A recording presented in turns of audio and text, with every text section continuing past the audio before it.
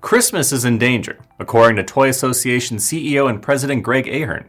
In a report by NBC News, Ahern said U.S. President Donald Trump's increasing tariffs are disrupting manufacturing in China, where the Toy Association estimated 80% of toys sold in the U.S. are sourced. The warning followed Trump's decision to place 145% tariffs on imports from China. Trump claimed that the final tariff rate on Chinese exports would decrease substantially, but a spokesperson for China's foreign ministry denied any suggestion that the country had engaged in negotiations with the U.S.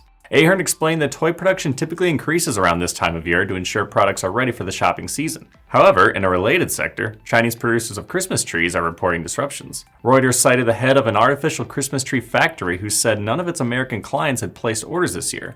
A separate facility said a critical U.S. buyer paused a $408,000 order and expects it to eventually be canceled. Trump has said one of the goals of his tariffs is to encourage more manufacturing in the U.S.